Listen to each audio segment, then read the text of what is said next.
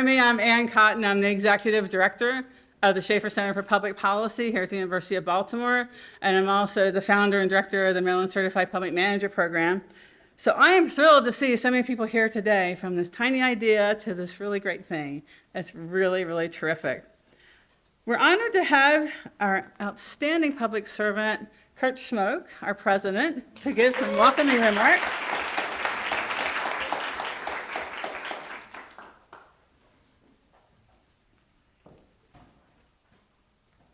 Well, thank you, and good morning, everyone. Good morning. It's great to see the Honorable Mayor there, and I remember those days.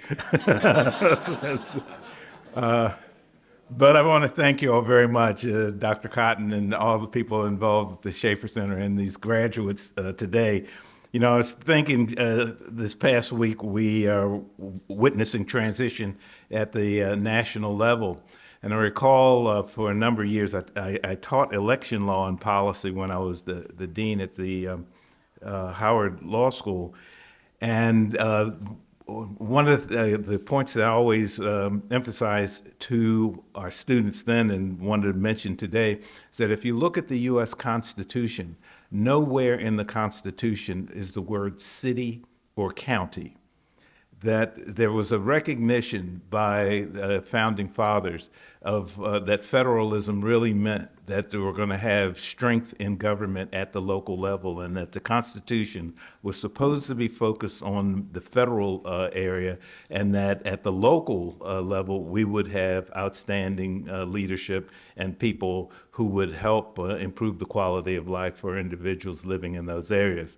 So today I view you as a part of that legacy because I believe very, very much in the importance of local government. And I know from my own experience, having been in Mayor Scott's position for what my wife says, 12 unindicted years,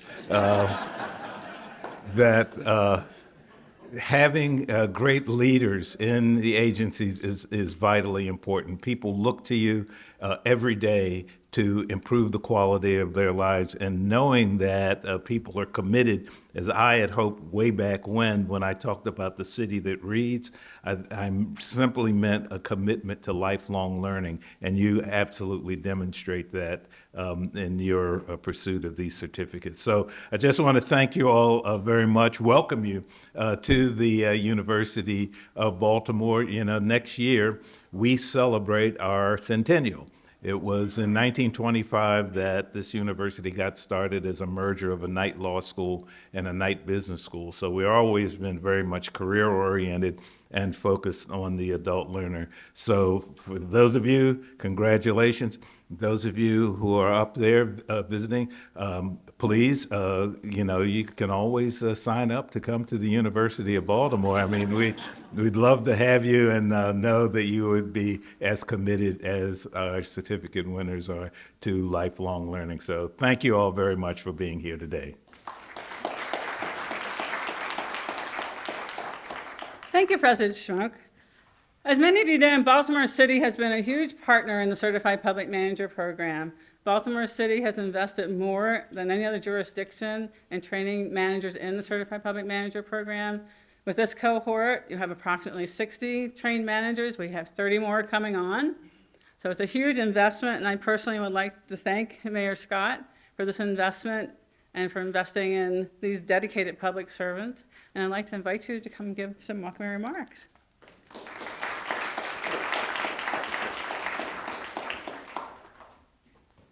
Thank you very much. Good morning. Good morning. All right. This is a graduation, everybody. Good morning. Good morning. There we go. I know it's been a long time, but we have to put some energy in the room. Thank you very much. Thank you, Mr. President, Mayor, my mayor, forever mayor. And I will just say thank you for creating the city that reads, because it, you know, my dad, it forced my dad to say that I had to spend hours every day reading, and I'm all the better for it. So thank you very much.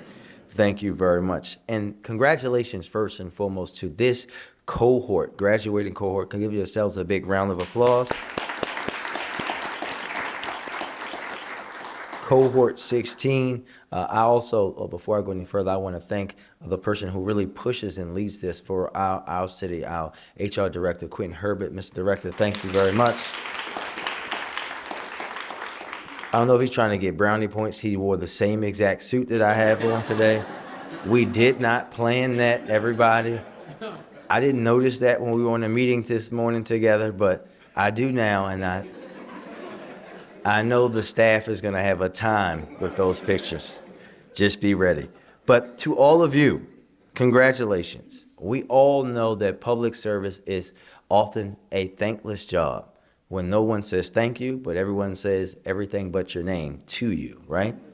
We know what it means, but you all are committed not only to your job, to your jurisdiction, and to those who work for the city of Baltimore. Thank you doubly, but to bettering yourselves. Because you know when you have the certification, when you have to grow in your professional development, that you are working to not just improve yourself, but to make sure that the next people behind you can be improved. So for that, I say thank you doubly, because I remember those days. Taiwan, do you remember them very well? As my first days in City Hall as a 22, 23-year-old young man, and remember how many people that were these managers, these mid-level managers, not the elected officials I worked for, not the agency heads I worked for, but the people in the agencies who showed me and took me by the wing and showed me how to learn city government inside and out, which makes me be able to do my job today in a much deeper way. That is you all. And every time you're working to improve yourself, every time you're working to help someone who's starting new in your agency or in the government that you're working with, you don't know who that person is going to be. You won't see that until many, many, many moons later. And when they go out and when they become the agency director, or when they become the mayor or the county executive or the governor, know that you played a significant role in their improvement. So thank you, because we are proud of your accomplishments. We are proud to see you continue to grow. I am really proud of Ty and Sharon, who I've known for a very long time. I won't embarrass them with stories because they can embarrass me with stories as well. But just know that our city, our state, our country is made better every single day by public servants like you all. So no one else says it to you, but I'm going to say it. Thank you from the bottom of my heart. Thank you for the love and care that you put out for our citizens. We love you, even when we don't show it each and every day. So thank you, everybody. Congratulations, everybody. And let's celebrate each and every one of you. Thank you.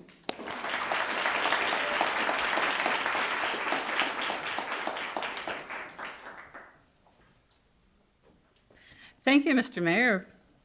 I have nothing else to say about that in public service. You covered it really well.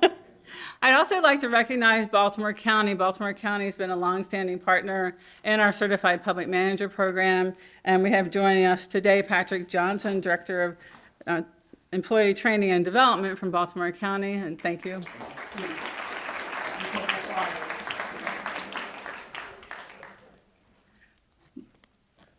So the Maryland Certified Public Manager Program is offered by the Schaefer Center for Public Policy here at the University of Baltimore. And for those of you who don't know us, we were founded in 1985 in honor of then Mayor William Donald Schaefer. And our mission was really to bring the expertise of the University of Baltimore to help solve government problems, help make lives easier for managers and leaders like yourselves. In the 50 years of his public service, Governor Schaefer held the positions of City Council member, City Council President, Mayor, Governor, Comptroller, and as a University of Baltimore alumnus, we're very proud to be following his legacy and honoring his legacy by developing the public service pipeline. And we do that through our work, including our Next Gen Leaders for Public Service program, where we place our University of Baltimore students in paid internships with state and local government agencies and nonprofit organizations. And I thank Baltimore City for being a host site and Baltimore County for being a host site. Our students are getting fabulous experiences there. And also through our professional development programs like our Maryland Certified Public Manager program and through our leadership, through our applied research and informing public managers through our research and consulting services that we provide. I'm so excited to have you here today because in 2012, When I developed the Certified Public Manager, I did it because I saw there was a huge need for professional development just for public managers. There was no place to go to get some comprehensive training because a public manager is what? You're a utility player. You don't have just one thing to do. You need to know a lot of different things. You need to have a lot of different skills. And as we've learned in the program, it spans everything from finance and budgeting to project management, critical thinking, evaluation, personnel management, conflict management, everything that you have to do. You need some place to go to get that type of comprehensive training. So I'm thrilled that this has finally come to fruition in a big way. I'd like to take a second to recognize a couple of people. Dr. Sasha Sheehan, our assistant, I got you a promotion there. Assistant Dean for the College of Public Affairs. We have Carly Christensen here with us, one of our instructors for CPM program. Dr. Pat Hall. And Quentin Herbert, another one of our instructors, who teaches, of course, human resource management. What else? And Dr. Sarah Fissonette, Assistant Director for the Schaefer Center, and one of our instructors. And I'd also like to thank Diane Guyman and Kelsey Hunt, who are staff members for the program. So for those of you who haven't been through the program and know this all too well, what is a certified public manager? It's a person who distinguishes a professional who successfully completed 300 hours of comprehensive academically grounded training from an accredited certified public manager program and has demonstrated the ability to apply what they've learned in a capstone project for their organization. So today you're going to hear 5 capstone projects, but we have descriptions of all the projects for you. You have a capstone project description booklet. So I encourage you to read those because the work of the class has been really impressive and it was hard to pick just 5 people to present. Our Certified Public Manager program is accredited by the National Certified Public Manager Consortium. There are 44 such programs in the country and only one in each state, so we're the designated program for Maryland. And I'm happy to report that we received reaccreditation last week. So you'll all be happy to know that. So we're good for another 6 years, so that's exciting. Yeah, so we're very excited about that. And our graduates today come from Baltimore City and Baltimore County government from a wide range of positions and responsibilities, but they have a lot of common challenges and struggles in their day-to-day management, and now they have this cohort of professionals and peers that they can go to whenever they have a question, a challenge, you just want to bounce an idea off of each other. So we're happy that you are all in this cohort together and happy to see you graduate at the end because you'll have another thing in common, Certified Public Manager. The commitment to be a certified public manager is significant. It's a 300-hour commitment. 153 hours of that is spent actually in class. And they have to come to class, don't you? Yes. We track attendance. If they don't come, they have makeup sessions and makeup assignments. And it's a requirement of our accreditation that we document their attendance. They also have pre and post assignments and readings. So before they come to one of our one-week retreats, we have 5 of those. They have readings to do, they have assignments to do, and then they have their capstone project.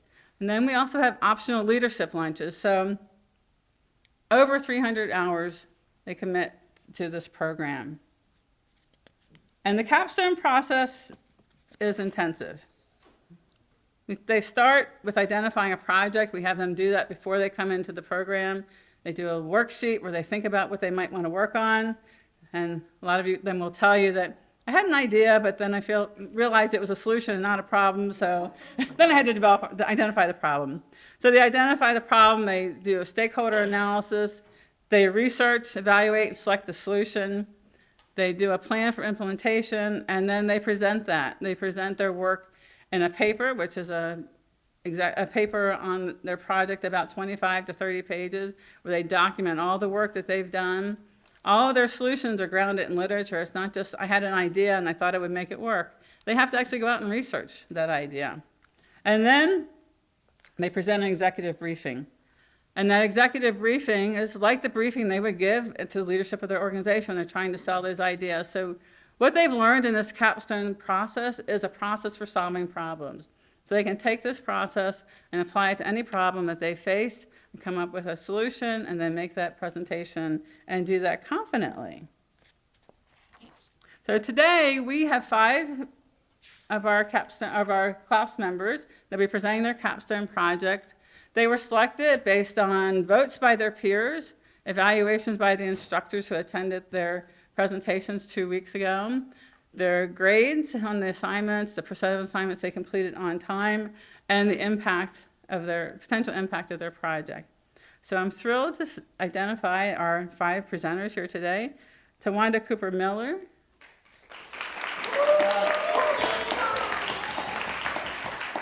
Teresa Grundy, Jim Hicks, John Kirk, and Heather McGee. So now I'm going to turn it over to Pat Hall to introduce our speakers and their projects.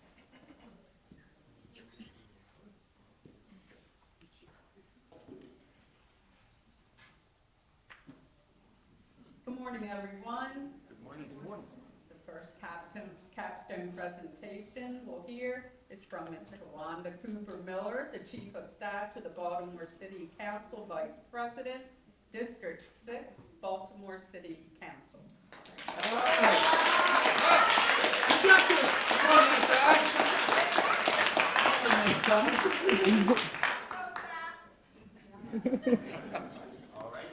Oh. Good morning. Greek philosopher Archilochus once said, "We don't rise to the level of our expectations, we fall to the level of our training."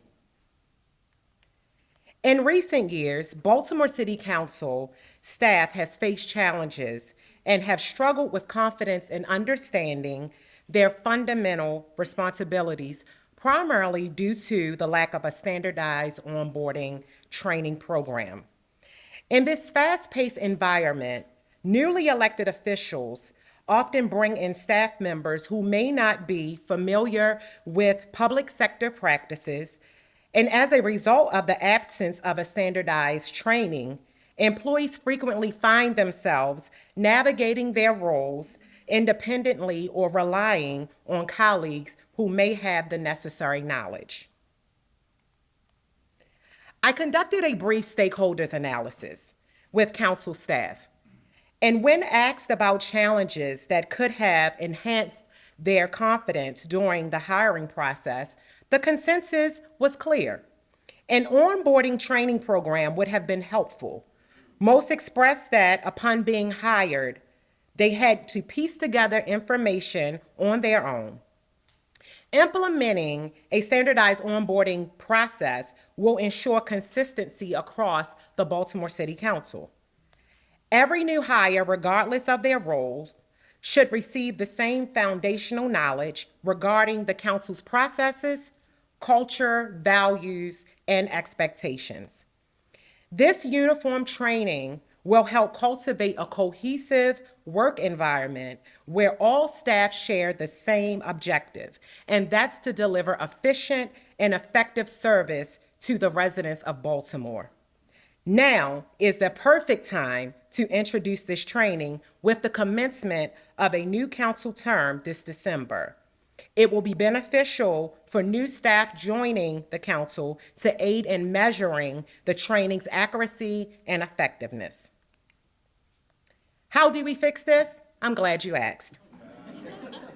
I recommend implementing a training format to ensure the following: a staff advisory committee to ensure the accuracy, maintenance, and implementation of the program, quarterly lunch and learns, and monthly check-ins to keep staff informed of any new changes or updates. A digital training manual to ensure that all information is readily available at all times. Regular reviews and updates to the program based on feedback and organizational changes. With these initiatives in place, we aim to foster a culture of continuous learning and improvement, ensuring that all staff members feel supported and empowered in their roles. Together, we can build a stronger, more capable team ready to tackle challenges and, more importantly, become better public servants. C. William Pollard, chairman of the Fairwind Investment Company, stated, "Information is a source of learning, but unless it is organized, processed, and available to the right people in a format for decision making, it is a burden and not a benefit." Thank you for your time.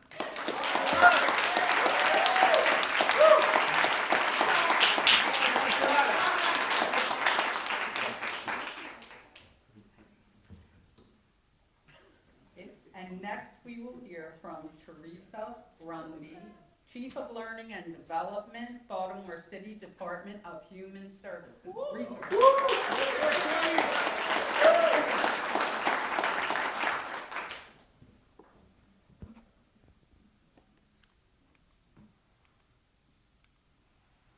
Good morning.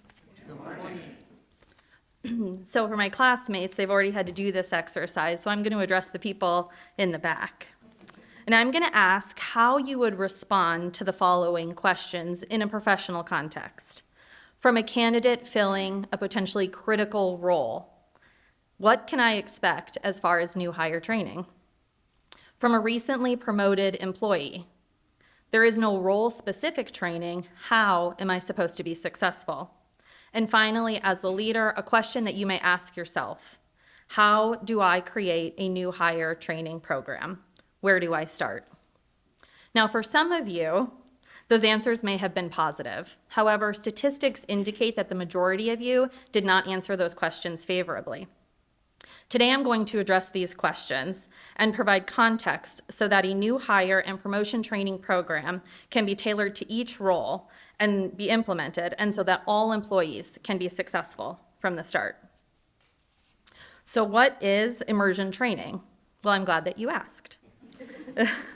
Immersion role-based training is essentially combining task-based scenario training with social, cultural, and behavioral norms of the organization.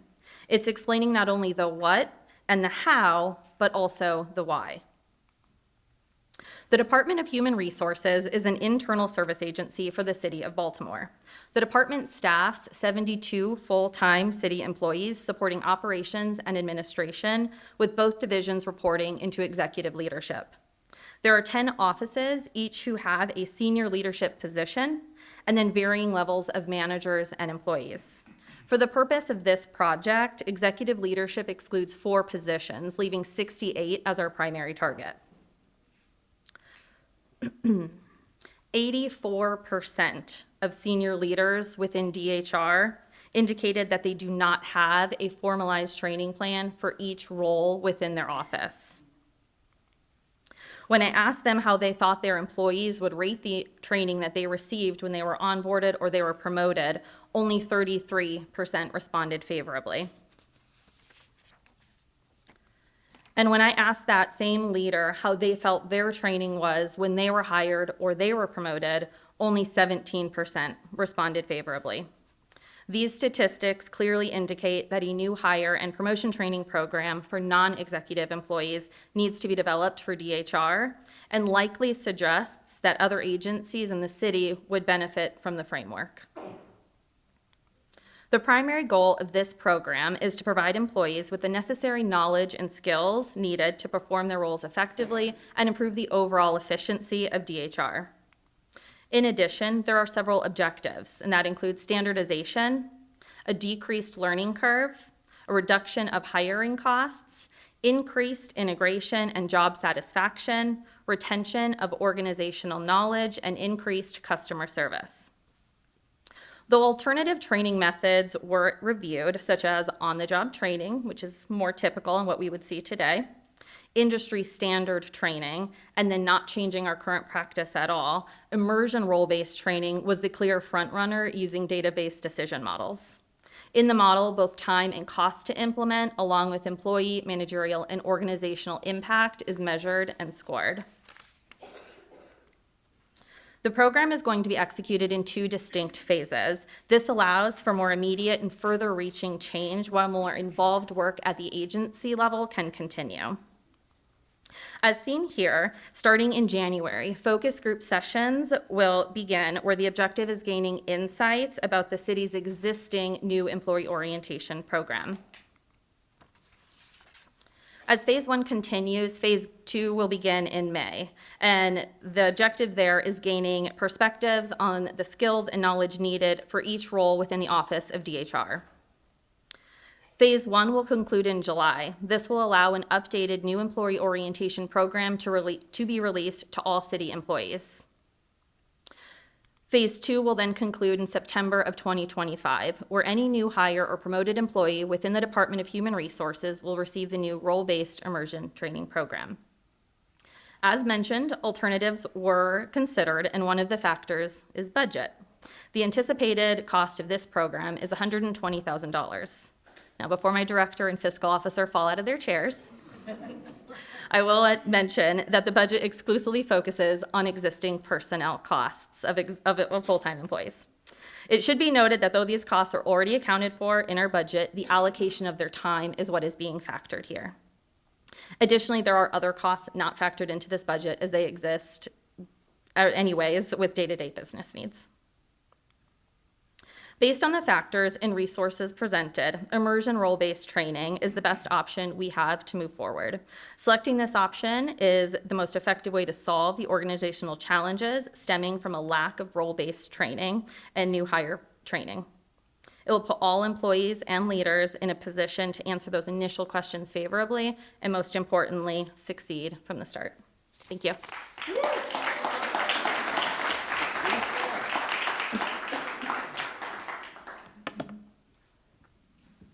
Now we will hear from Jim Hicks, the Director of Administrative Services, Baltimore City, Office of Administrative Proceedings.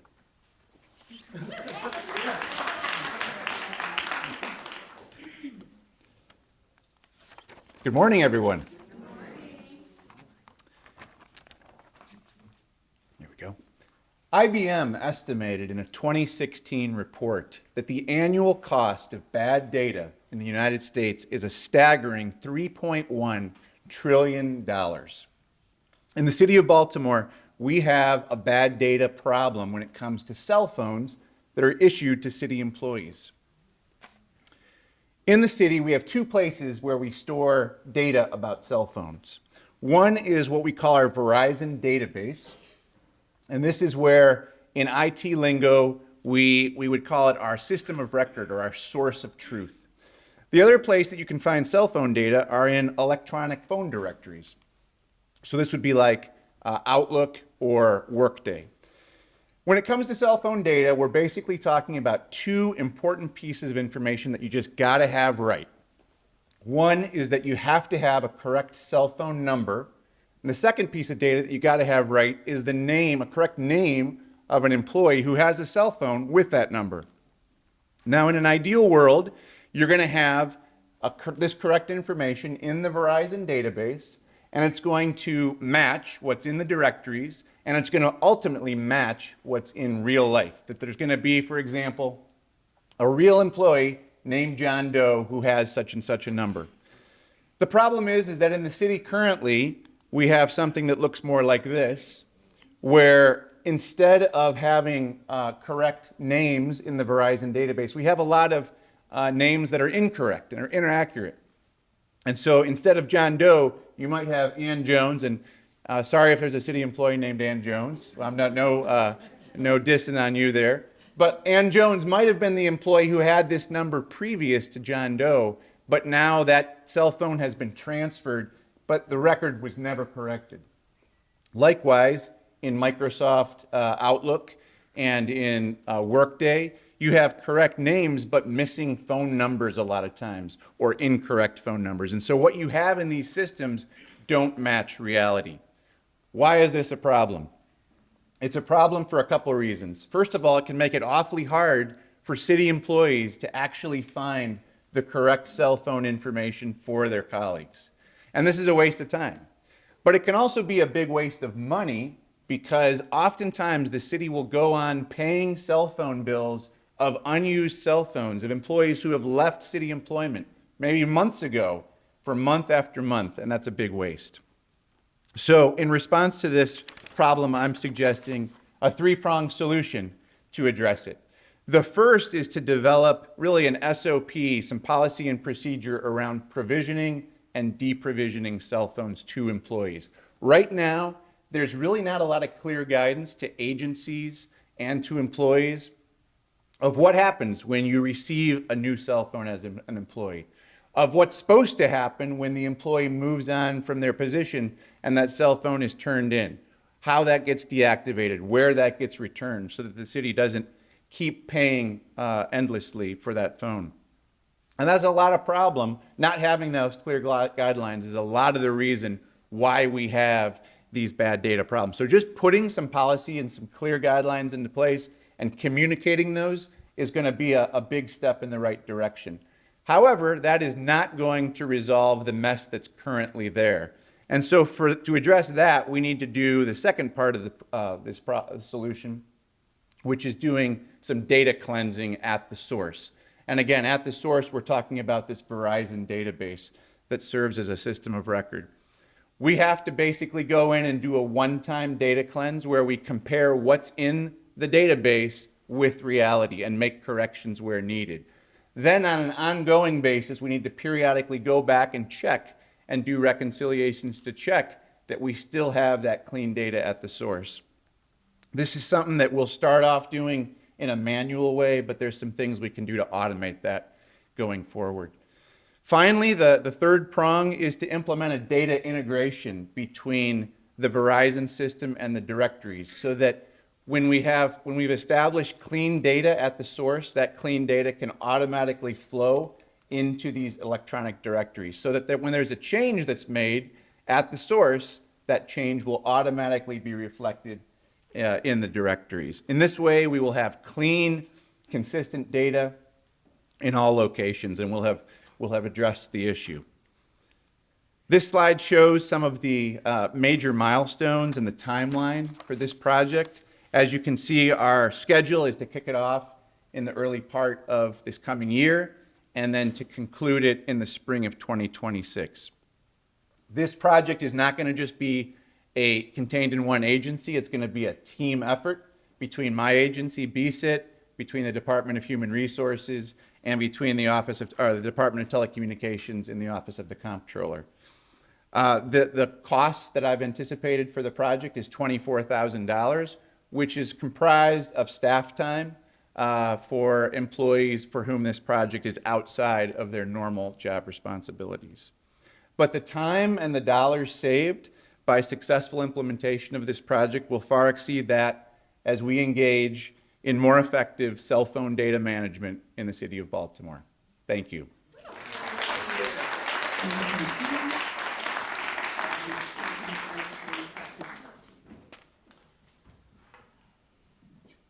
Next, we'll hear from John Kirk, Organizational Change Manager, Baltimore City Department of General Services.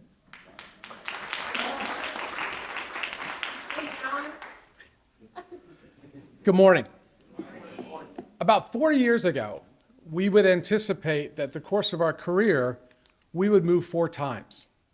Currently, that's 12 times. So what I wanted to do was frame a project that would explore how well are we positioned as an agency to compete in that traffic of talent that's constantly in motion. It's critical, and you're hearing a wonderful a dive into the city's commitment about what we do when we have people here. And what I wanted to find out is how effective are we in getting out there and engaging with these potential teammates and colleagues in terms of their career. So what I found is that, like a lot of us are experiencing, about 1 out of 2 of our current staff teammates are retirement eligible, a little bit of a concern. Additionally, we know that in the course of about a year of finding these great new hires, we're retaining about 50%. So I'm thinking, how can we drive that number up? Then we're blessed every year with a budget. That budget is a goal that should be met at 100% in filling all of those positions. Right now, we're about 75, 80%. But that means about 1 out of 5 are not filled, and that means 4 out of 5 people are doing that last 1/5 person's job. So if you look at all of this, we're saying, what are we doing actively to recruit? And what I found is we're committed to certain job descriptions that are very critical to the city of Baltimore and DGS, but where are we with the rest of those job positions? How are we engaging? How are we getting out in that community and saying, come, meet us, we want to meet you? So I found something very critical, probably for all of us, that's applicable. What are we doing to assess our overall recruitment process? Are we getting feedback from those candidates? Are we asking what their experience was like? And wait for it, everybody in this room has experienced this, unfortunately. We found a great candidate. We went through the hiring process, we extended an offer, and rats, they didn't accept the offer. So let's find out why they didn't accept the offer. Let's get into the granular level of what we need to know to be more effective in the marketplace. So that was the framing of the problem from my perspective. Well, yes, we have recommendations to improve what we can do. Define the process. Understand every component of the workflow in recruitment. Make sure you have performance measures associated with it so you can evaluate how well you're doing. And more importantly, you're transparent so we can all understand what needs to change. We went through a great program here, and part of that was lean management. Let's apply lean management to understanding what's working and are we effective at optimizing recruitment. We have great partnerships in the city, but let's grow them and let's expand them. Let's make sure we're doing something that's relationship-based and not transactional, because that's what's going to drive everything we do in terms of finding talent. We know there's an annual budget process for positions, but how transparent is it in your own agency? So I said, let's just build a calendar, a production calendar that looks at all the positions by division and ask the divisions to prioritize those positions. And then we can figure out what additional resources we need to bear to find that individual and make sure that it's fluid, that it's absolutely understood from a production perspective. So all of a sudden, not 20 positions are being asked to go and be filled, and all of a sudden everybody's taken aback, how do I prioritize? So it's being proactive. And lastly, we're gonna leverage this great communications team we have. We need to get out there bilingually, trilingually. We need to make sure we're meeting potential hires in the marketplace where they are. Let's not be passive. Let's be out there. Let's literally spread the buzz that the city of Baltimore wants you, DGS wants you a little bit more, and let's find out what they're saying about us. And most importantly, everybody here talked about this. We're about people. At the end of the day, I don't care what we bring to bear from technologically advancing X, Y, and Z. Todd Carter's probably going to shoot me, but it's about us, for each other, and most importantly, it's being honest with each other. And the only way you can do that is by engaging and being active and not passive. Thank you.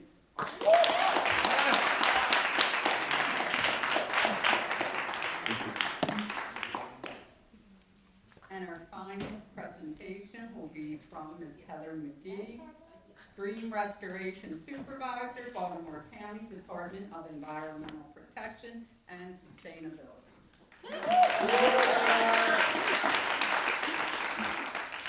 Good morning. Today I'm sharing my proposal to enhance community engagement for Baltimore County stream restoration projects. The Department of Environmental Protection and Sustainability implements stream restoration projects under our capital improvement program for the goal of improving water quality.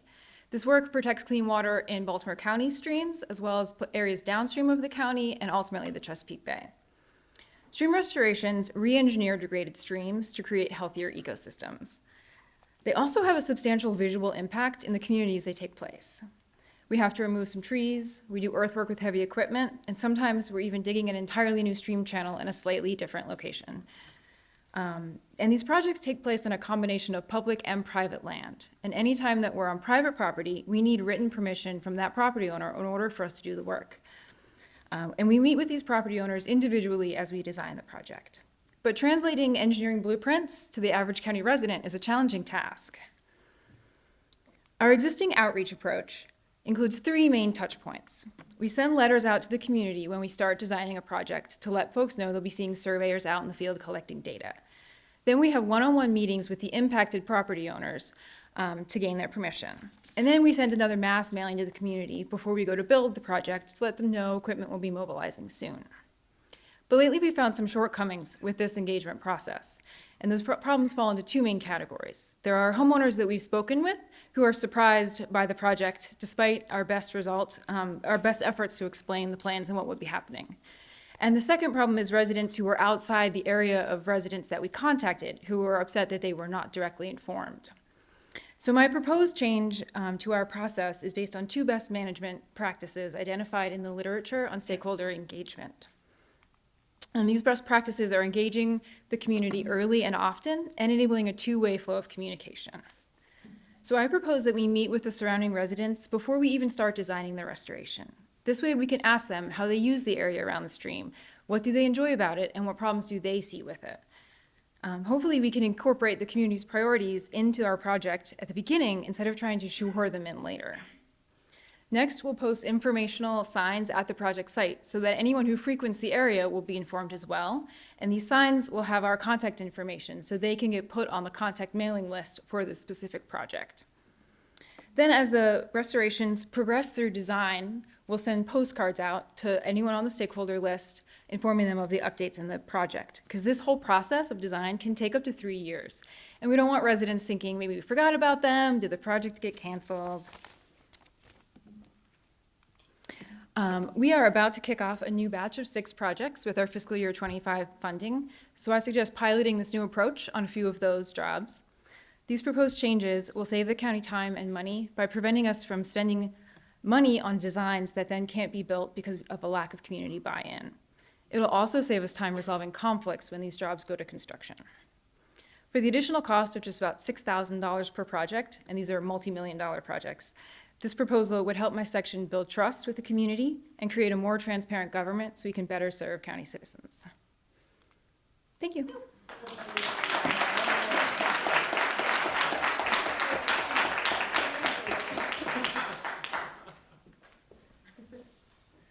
So we have an award to give for an outstanding exemplary capstone project. It's the Askew Award, and it's named after George Askew, who was the first person to ever receive a certified public manager credential, and that was in Georgia. And our awardee is Heather.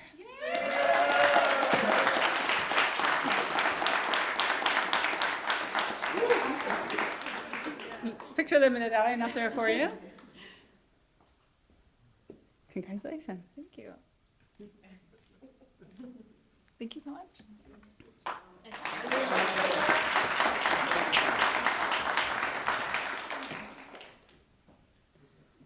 Now, the moment we're all waiting for. Yes. Presentation certificates. Yes? We all get a card.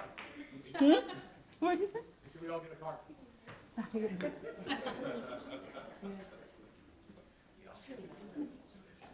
So, the way this is going to work is President Schmoke, are you available still?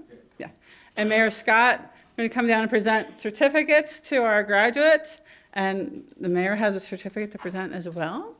So if you come down to on my left side, your right side, pass in front, get your certificate, get your other certificate, and then we'll have someone giving you a gift bag at the end. The important thing about the bag is the bag has a certified public manager pin, and that pin is only given to people who have completed the program. So wear it proudly. We're ready to get started. And Carly will be reading our names. Where do you want us?